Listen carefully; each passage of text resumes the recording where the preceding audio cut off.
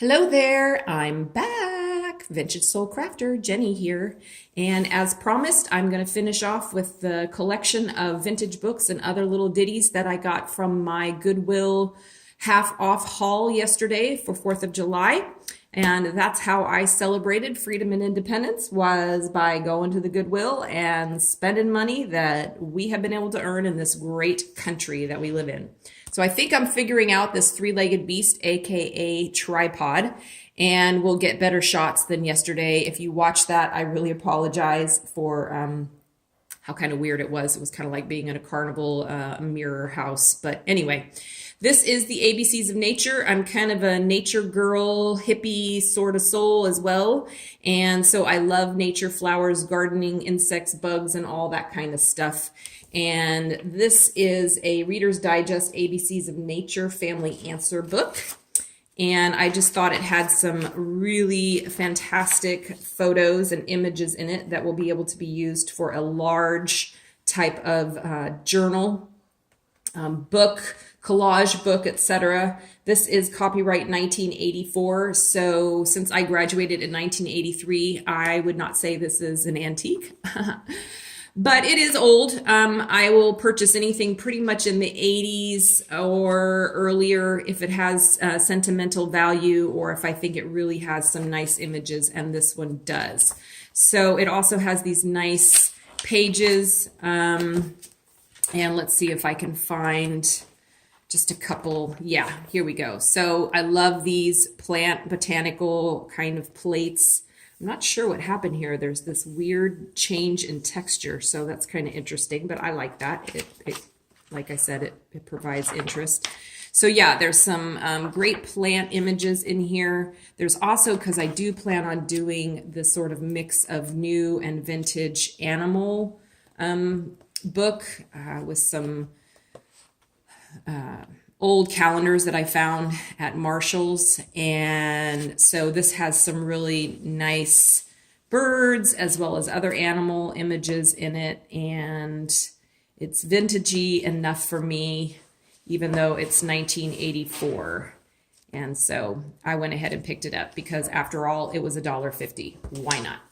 And then after that, this is actually the most expensive book that I bought, sorry. And this was only $2.50. And I think it's because it is this cloth binding. It's Taylor's Encyclopedia of Gardening. I know, shocker, it's a gardening book. But again, it was $2.50, and I can alter this book potentially, or use, it's just different, again, flowers, botanicals, alphabetically, and it's got nice pages. They have a nice thin sort of crinkly texture to them. They're already aged, and it's got good information. Plus, I am a sucker, as I said, for plates, and this does have, well, it's got this plate of flower colors that you can bind, which is cool, and that'll add some intrigue to some of the pages. But it also has, I like these black and white images and drawings, and it had some of gardens and garden design that of course I'm not going to be able to find right now, but anyway, you get the picture. It had some kind of cottagey ones that I liked. So yeah, we'll make use out of this. And this is copyright 1952, I think, I want to say. Actually, no, it's copyright 1948, so even older than I had thought. Nice, definitely vintage on that one. And then this is a book that I had seen over and over, one of the ones that I didn't grab and get because I wasn't going to pay $2.99 for it when it had some issues, and I wasn't sure I wanted it, but I adore gnomes. I have loved gnomes since I was quite young, and the first time they became popular and had a gnome calendar, and that was even when I was in high school in the 80s. So yeah, it was really cheap. I think it was like 50 cents or less yesterday. And I picked it up, and I plan to, since it's kind of falling apart in places, I plan to use some of these images and pull them off and repurpose them for different things. And who doesn't love a pop-up book? Peekaboo, peekaboo. And I think there's this really cool page. Of course, this, if you pull this, you know, he does his little work, and then this guy goes round and round, and oh, you can't see it. Oh, sorry about that. Yeah, I didn't say I had mastered the tripod, did I? Because that would be a lie. Okay, so anyway, I like this guy too, because you turn the wheel and look at that. How do I don't know how people come up with this stuff, but that's pretty clever and cool. So yeah, and that's a troll's butt, in case you've never seen one. Now you have. So I will use that. Why not?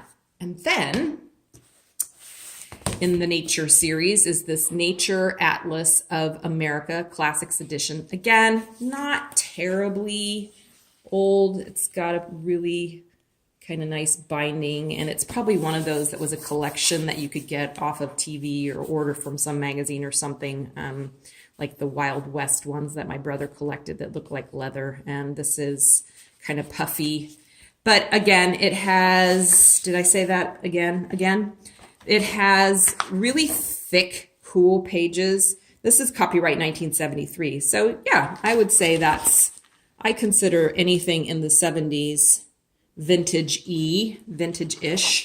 And again, it has some fantastic, colorful images in it that can be used for collage or for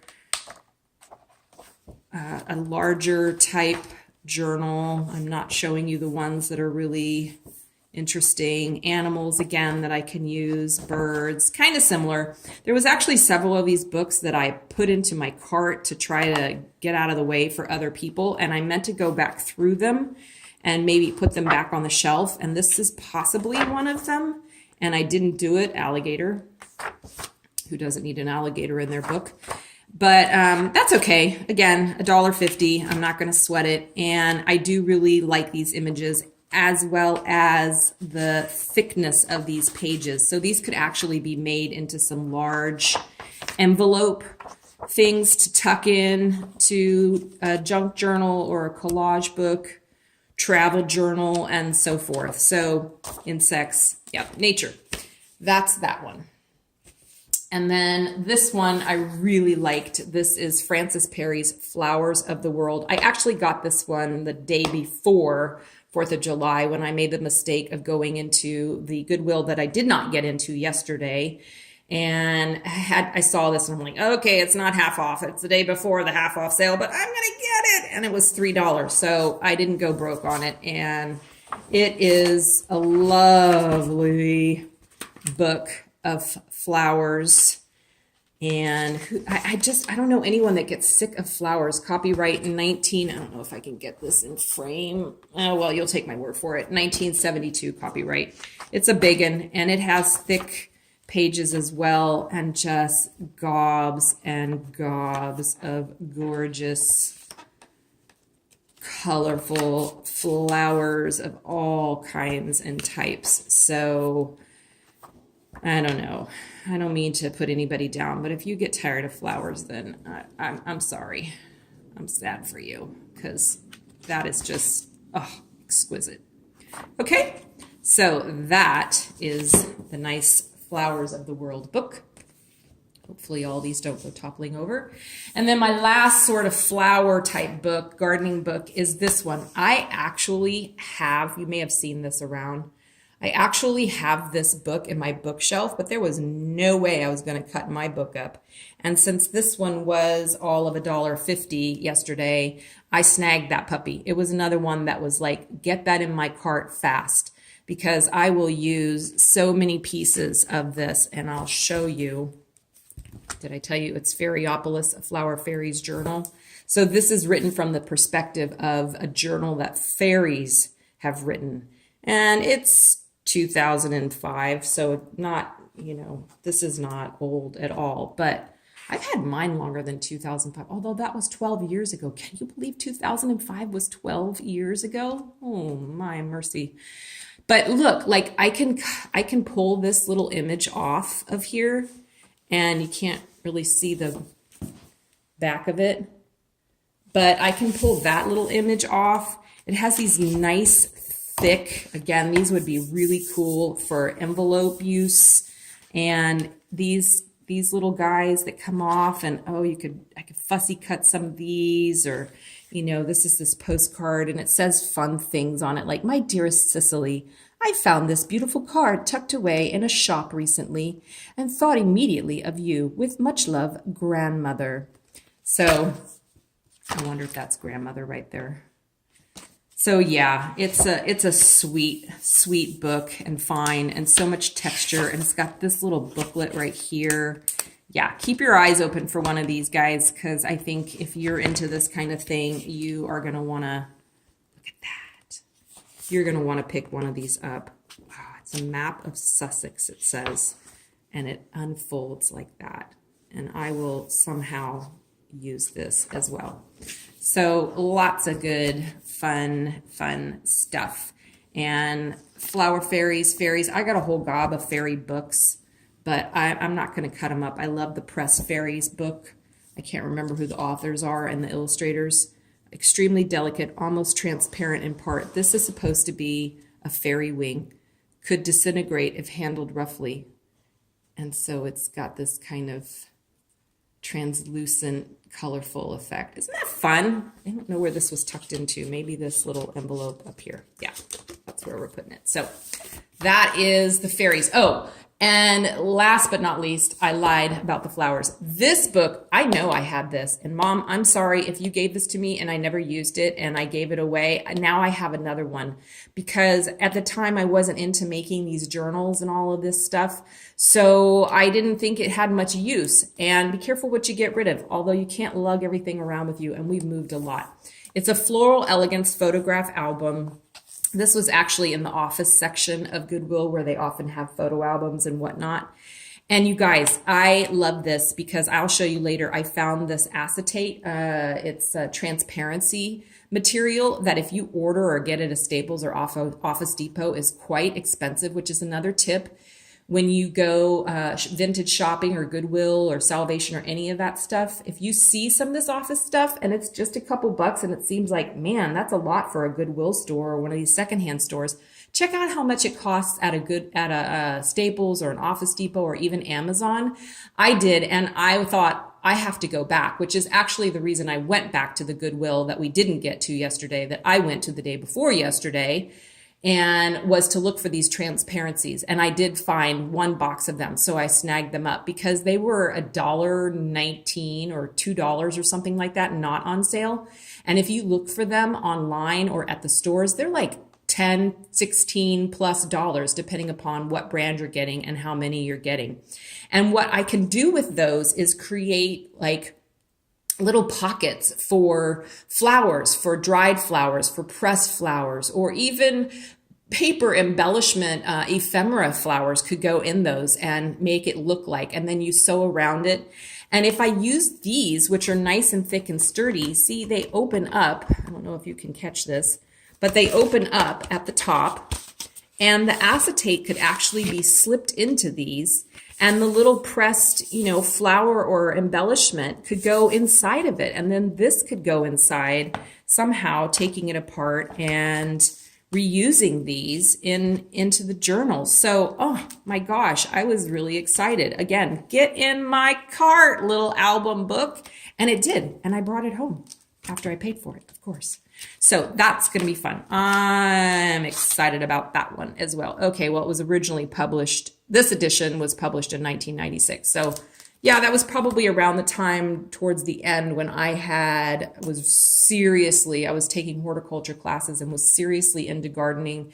And I had my backyard certified as a wildlife sanctuary and so on. So I think what I'm going to share with you next actually is kind of the historic and artsy type books, which is another pile here.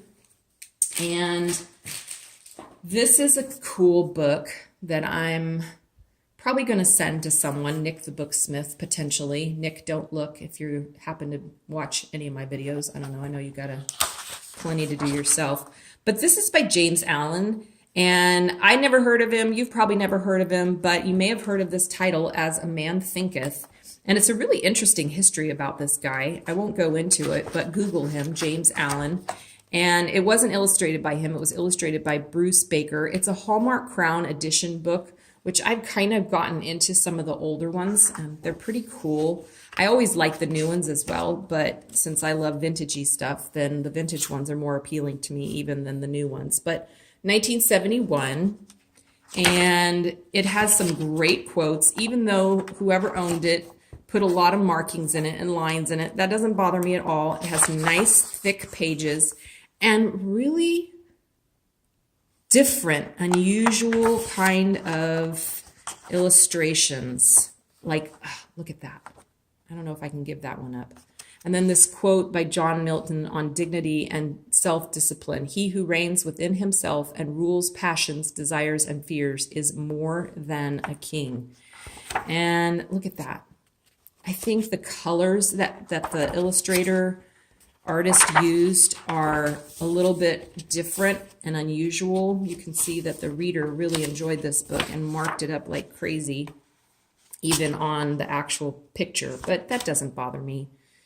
And so I had to pick this one up as well, and I think it was all of $1.50 maybe, because it's a smaller book. So yeah, so that's this one. And of course, every stinking page that I turn to is not one with a picture. Look at that. So that is As a Man Thinketh. And this one isn't really, I see a lot of these Horizon, see the title right there, Horizon books, and they're not necessarily my fave. This is from 1959, but every now and then, it's a series, and every now and then you find one that, or I find one that has some kind of interesting, don't look, that's a naked lady, interesting illustrations. And this one actually has a interview with C.S. Lewis in it that I was personally interested in. And then it also has, let's see if I can actually find some pretty cool, and this is what I fell in love with, is the center. And it's more like drawing paper. It's a different kind of paper in the center. And it's this, I don't know, it's all in Italian, so I can't tell you. Oh, it's a view of the garden of the most eminent Signor Cardinal Paolo Savelli Peretti looking toward Santa Maria Maggiore. So yeah, say that 5 times fast. And then this one, oh, exquisite, of the garden. And I like this paper, like I said, that it changes and is slightly different. And that's the actual view of the garden in the, I don't know, 50s, I guess. So yeah, I went ahead and picked this one up because it did have some lovely and kind of soft hues to some of these. And again, a good size, because I like these. I like the smaller and I like the bigger. In between is good too. But anyway, so that's that one. I think there was something in particular I wanted to show you, but I'm not coming upon it, so that's all right. Put that one down here. This one, yes. Again, I love watercolor. This one was also $1.50. I love watercolors, and this is in Dutch. I'm pretty sure, it's not because I read or speak Dutch, but I'm pretty sure this is in Dutch because up at the top you see the windmill, and then when I show you some of the pictures inside, there is this, it's all pretty much farm. It's kind of more current, but then it goes into farm life. Oh, now you've seen a troll's butt and a horse's butt all in one day in one video. You're welcome. Yeah, all these cows, and I mean, look at these very kind of Dutch sort of look to this lady. And I think it sort of goes back in time is the point of this. You'll even learn how to, I don't read Dutch, so I don't know if he's milking the cow or if he's doing something else so the cow doesn't make other cows. But it shows how they put on their costumes. I mean, primarily these illustrations. And again, this paper, it has this little bit of texture, but a smoothness to it without being glossy. And it's thick, has a nice sound and texture and feel to it. It doesn't particularly smell old. I don't know about you guys. I love the smell of, I don't need to see cows making baby cows. Let me get past this. And tools. I mean, just all about life on the farm in Holland or the Netherlands or somewhere over there in that area. Dr. Pohl would probably be able to translate this, and the incredible Dr. Pohl, and watch it. And look at that bird's eye view of the barn. I mean, I don't know about you, but I think, I love it. I'm not coming upon this other little Dutch lady and her costume. Every other time I've opened the book, I mean, look. I have, but I'm not right now, of course, because I want to. So there we have it. This is just fantastic. I don't know how to read that, but that's the title. And I don't even know when this was published, if it's even in, 1975. It says so on the side of the cow. And it was published in, it said somewhere. Oh, well, you don't care. It doesn't matter. It's cool. Okay, try to hurry up here. I'm probably going to have to do a part 3. This is going to nick the booksmith for sure, because she says she loves black and white, large, like, vibrant. Can black and white be vibrant? I think so. Contrasting prints. And so this is John Muir. I mean, again, you get the benefit of nature as well as John Muir and his fantastic work. This is 1976. I don't know how much you guys care about seeing the copyrights, but I think it's interesting. I always look at them. John Muir, gorgeous, lovely.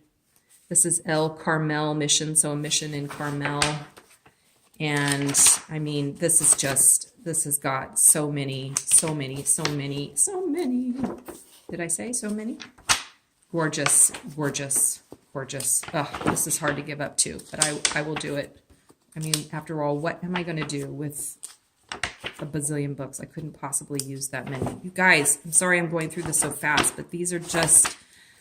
I hope this inspires you. I hope this inspires you to fall in love with vintage books, but don't buy so many that I can't find them anymore. Sacramento Valley. Look at that.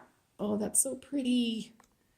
That's where I live. I live in the Sacramento area in California. So that's why there's a lot of these John Muir and, Sunset, which I bought, Sunset Garden Book and this and that. So anyway, okay, that's, makes me crazy.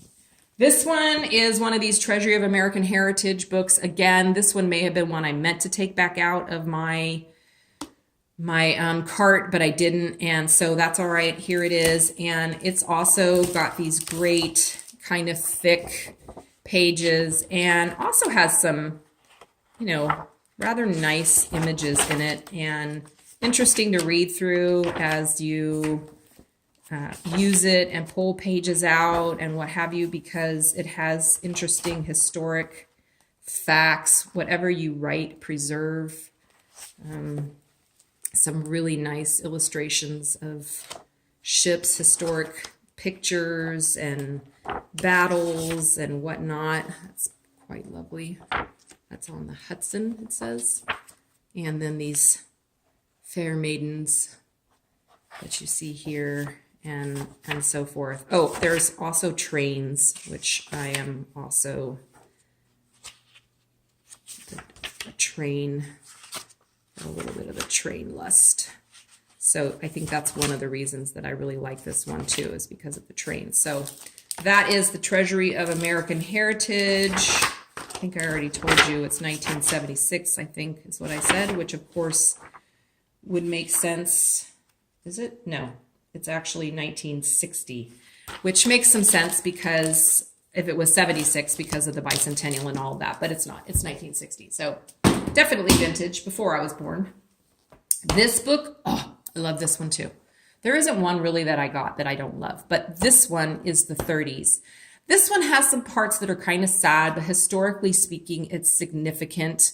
And we can't undo the sad parts of our history. You can try, but good luck with that. It is history, and I think it's important to know it. And so this has some, this is 1986. So again, it's definitely not what I would consider really vintage, but kind of throwback. But it's an important historical piece of work, and it has some historical type photos in it of some of the, brainwashing that they tried to do with propaganda. And it also has some really nice, not the Nazi stuff, but it has some really nice Art Deco stuff in it, cars, advertisements. I don't know, I don't want to show you anything that'll make you weird out. But yeah, some other cool images in it. So, movie images and whatnot. So I got that one. And I think that one was $1 or less. I'm already at 25 minutes. You're probably bored to tears. You can stop watching anytime you want. But don't stop watching yet, because this one is the best. This is the World of Flo Ziegfeld. I didn't know there was a World of Flo Ziegfeld. I didn't read about it. I know it's Ziegfeld Follies, but is Flo Ziegfeld the wife of the Ziegfeld that started Ziegfeld Follies? I don't know. I'm going to have to read about it. I guess I should have before I started talking to you guys. But this book, which is 1974, it looks like. This book has some of, look at that. Some of the neatest pictures that are Art Deco images, and have these ladies that were like these Ziegfeld girls. I have to find them. Look at, just exceptional beauty and grace and poise that these women had. I don't know if you've ever been to the Hollywood Walk of Fame, but if you see some of the footprints of these ladies, they were like size 2 shoes. I think they must have had seriously squished feet and ingrown toenails, because I do not know how you could possibly look at this. I don't know how you could possibly wear that kind of shoe, and has these great images. Oh, look. Can you imagine? I don't know if somebody posed for that, but I love Art Deco too, because I think it's so, the artwork in it is so feminine and soft, and I used to adore and still do 1940s, 30s type of movies. Oh, shoot. This is harder than it to actually do and film than many of the women and people on YouTube make it seem. It's not easy doing this. I have to concede that. Yeah. So this has, look, this had some fab images in it. So I got this one picked up as well. And I still have this little pile right here to go through, which includes the office stuff, some gifts that I found from my sister and me mum. And then that will be it, and we'll be done. But I'm not going to do that right now because we're already at 30 minutes, and I probably lost anybody, the 10 who might maybe watch this. So I will be back with a part 3 if you care to see the rest of my haul of little office things and some kind of fun retro vintage wrapping paper that will also be neat to use. So, okay, I'll be back. Stay tuned.